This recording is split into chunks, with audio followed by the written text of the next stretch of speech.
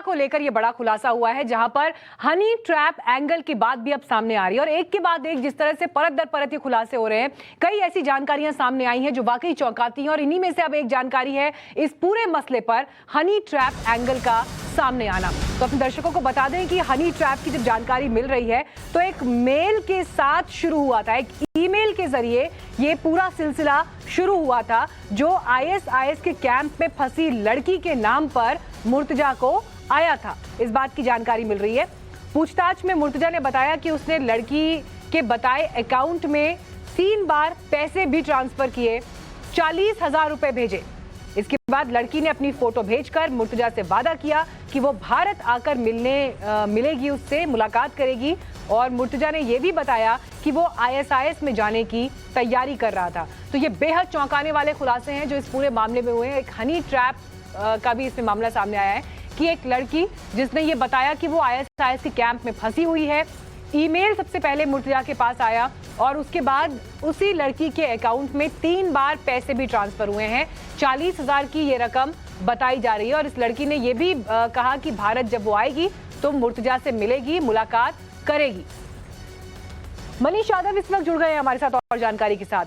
मनीष, एक के बाद एक बेहद चौंकाने वाली डिटेल्स। पहले किसी एक ऐप पर काम कर रहा था, अब हनी ट्रैप एंगल का सामने आना। ये लड़की कौन है, किस तरह का इसका रोल है, क्या चीजें ईमेल में लिखी हुई थी, किस तरह की इंफॉर्मेशन अभी आपके पास उपलब्ध है? देखिए, जरीना ऐप बनाने से पहले जो सिलसिला शुरू होता है एक ईमेल के जरिए शुरू होता है, जो मुर्तजा को मिला था। वो ईमेल एक लड़की का बताया जा रहा है। लड़की ने उससे मदद मांगी थी। वो ये बता रही थी कि वो आईएसआईएस के कैंप में फंसी हुई है। मुर्तजा ने उसकी मदद के नाम पर कुछ पैसे उसके अकाउंट में ट्रांसफ़र किए थे। उसके बाद बातचीत का सिलसिला मेल के जरिए शुरू हुआ। वो उस लड़की से इतना प्रभावित हो गया था कि उसने उस लड़की से मिलने की बात कही थी, जिसके बाद लड़की ने वायदा किया था कि जब वो इंडिया आएगी उससे मुलाकात करेगी। इसके बाद लगातार जो लिटरेचर वो कंज्यूम कर रहा था, एक वक्त ऐसा आया, इतना इस हद तक रेडिकलाइज हो गया था कि वो आईएसआईएस ज्वाइन करना चाहता था, क्योंकि उसे आईएसआईएस का वर्किंग स्टाइल बहुत पसंद आता था। जो मुस्लिमों के साथ अन्याय हो रहा है, इस्लाम को जो नुकसान पहुंचाने की कोशिश हो रही है, उसके खिलाफ आईएसआईएस का जो रवैया था उससे वो मैच करता था, वो उसे जुड़ाव महसूस करता था, जिसके चलते वो आईएसआईएस ज्वाइन करने की सोच रहा था।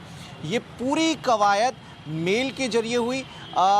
एटीएस को जो जानकारी मिल पाई है लैपटॉप और फ़ोन से, वो ये इनपुट है। और साथ ही मुर्तजा ने से पूछताछ में भी इस बात की पुष्टि हुई है। अब एटीएस कोड के जरिए जो लैपटॉप और फ़ोन है उसे एक्सपर्ट से खंगलवाने की कोशिश करेगी और ज़्यादा से ज़्यादा इस एंगल में भी इनपुट आ सके, इसकी कवायद में जुट गई है।